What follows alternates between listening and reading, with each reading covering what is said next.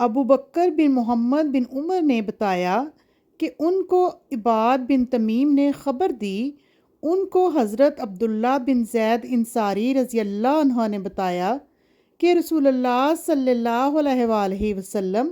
بارش کی دعا کرنے کے لیے عیدگاہ گئے، اور جب آپ صلی اللہ علیہ وآلہ وسلم نے دعا کرنے کا ارادہ فرمایا تو قبلہ کی طرف رخ کر لیا اور اپنی چادر کو پلٹ دیا۔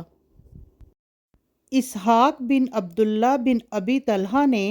حضرت انس بن مالک رضی اللہ عنہ سے روایت کی، انہوں نے کہا رسول اللہ صلی اللہ علیہ وآلہ وسلم کے زمانے میں لوگوں کو خشک سالی نے آ لیا، اسی اثناء میں کہ رسول اللہ صلی اللہ علیہ وآلہ وسلم جمعے کے دن منبر پر لوگوں کے سامنے خطبہ دے رہے تھے کہ اچانک ایک بدو کھڑا ہوا اور کہا، اے اللہ کے رسول، مال مویشی ہلاک ہو گئے، بال بچے بھوکے مرنے لگے۔ آگے اسی سابقہ حدیث کے ہم معنی حدیث بیان کی، اور اس میں ہے آپ صلی اللہ علیہ وآلہ وسلم نے فرمایا، اے اللہ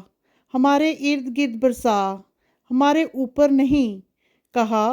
اور آپ اپنے ہاتھ سے جس طرف بھی اشارہ کرتے تھے اسی طرف سے بادل چھٹ جاتے تھے، حتیٰ کہ میں نے مدینہ منورہ کو زمین کے خالی ٹکڑے کے معنی دیکھا، اور وادی قطات ایک ماہ تک بہتی رہی، اور کئی طرف سے بھی کوئی شخص نہیں آیا مگر اس نے موسلادھار بارش کی خبر دی۔ حضرت انس رضی اللہ عنہ نے کہا، ہم رسول اللہ صلی اللہ علیہ وآلہ وسلم کے ساتھ تھے کہ ہم پر بارش برسنے لگی، تو رسول اللہ صلی اللہ علیہ وآلہ وسلم نے اپنا سر اور کندھے کا کپڑا کھول دیا، حتیٰ کہ بارش آپ صلی اللہ علیہ وآلہ وسلم پر آنے لگی۔ ہم نے عرض کی، اے اللہ کے رسول صلی اللہ علیہ وآلہ وسلم، آپ نے ایسا کیوں کیا؟ آپ صلی اللہ علیہ وآلہ وسلم نے فرمایا، کیونکہ وہ نئی نئی سیدھی اپنے رب عز و جل کی طرف سے آ رہی ہے۔ ابن جریج عطا بن ابی رباح سے حدیث بیان کرتے ہیں، انہوں نے نبی اکرم صلی اللہ علیہ وآلہ وسلم کی زوجہ محترمہ حضرت عائشہ رضی اللہ عنہا سے روایت کی کہ انہوں نے کہا، جب تیز ہوا چلتی تھی تو نبی اکرم صلی اللہ علیہ وآلہ وسلم فرمایا کرتے، اے اللہ میں تجھ سے اس کی خیر اور بھلائی کا سوال کرتا ہوں، اور جو اس میں ہے اس کی، اور جو کچھ اس کے ذریعے بھیجا گیا ہے اس کی خیر کا طلبگار ہوں، اور اس کے شر سے جو کچھ اس میں ہے اس کے شر سے، اور جو اس میں بھیجا گیا ہے اس کے شر سے تیری پناہ چاہتا ہوں۔ حضرت عائشہ رضی اللہ عنہ نے کہا، جب آسمان پر بادل گھیر آتے تو آپ صلی اللہ علیہ وآلہ وسلم کا رنگ بدل جاتا، اور آپ صلی اللہ علیہ وآلہ وسلم اضطراب کے عالم میں کبھی باہر نکلتے اور کبھی اندر آتے،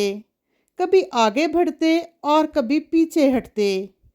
اس کے بعد جب بارش برسنے لگتی تو آپ صلی اللہ علیہ وآلہ وسلم سے یہ کیفیت دور ہو جاتی۔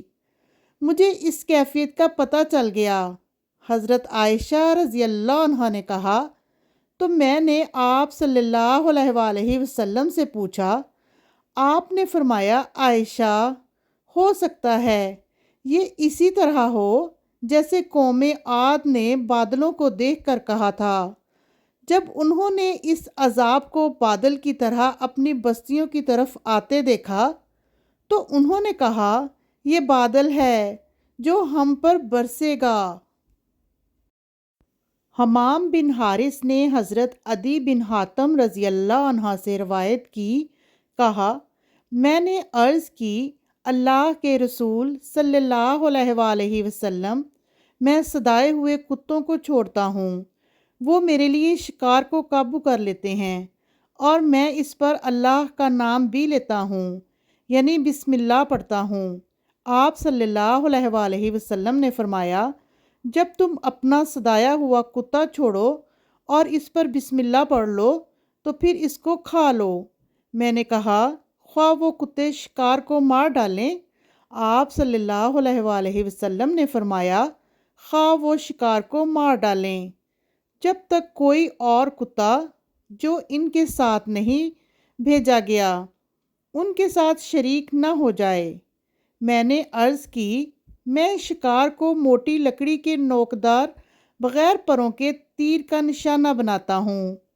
اور اسے مار لیتا ہوں۔ آپ صلی اللہ علیہ وآلہ وسلم نے فرمایا جب تم بغیر پروں والا تیر مارو اور وہ اس کے جسم کو چھید دے یعنی خون نکل جائے تو اس کو کھا لو، اور اگر وہ اسے چوڑائی کی طرف سے نشانہ بنائے اور مار ڈالے تو مت کھاؤ۔ سعید بن مسروق نے کہا شبیع نے ہمیں حدیث بیان کی، کہا میں نے حضرت عدی بن حاتم رضی اللہ عنہ سے سنا، وہ نہرین کے قصبے میں ہمارے ہمسائے اور ہمارے پاس آنے جانے والے قریبی ساتھی تھے۔ انہوں نے نبی اکرم صلی اللہ علیہ وآلہ وسلم سے یہ سوال کیا کہ میں شکار پر اپنا کتا چھوڑتا ہوں، پھر اپنے کتے کے ساتھ ایک اور کتا بھی دیکھتا ہوں کہ اس نے اس کو شکار کر لیا ہے، اور مجھے یہ نہیں پتا کہ اصل میں ان دونوں میں سے کس نے شکار کیا ہے۔ آپ صلی اللہ علیہ وآلہ وسلم نے فرمایا پھر تم اس کو مت کھاؤ، کیونکہ تم نے اپنے کتے پر بسم اللہ پڑھی ہے، دوسرے پر نہیں پڑھی۔ عبداللہ بن مبارک نے کہا ہمیں عاصم نے شبیع سے خبر دی، انہوں نے حضرت عدی بن حاتم رضی اللہ عنہ سے روایت کی، کہا میں نے رسول اللہ صلی اللہ علیہ وآلہ وسلم سے شکار کے متعلق سوال کیا۔ آپ صلی اللہ علیہ وآلہ وسلم نے فرمایا جب تم اپنا تیر چلاؤ تو بسم اللہ پڑھو، پھر تم کو اس طرح ملے کہ تیر نے اسے مار ڈالا ہو تو اس کو کھا لو، اور اگر وہ شکار تم کو پانی میں ڈوبا ہوا ملے تو مت کھاؤ، کیونکہ تمہیں معلوم نہیں کہ وہ پانی سے مرا ہے یا تمہارے تیر سے۔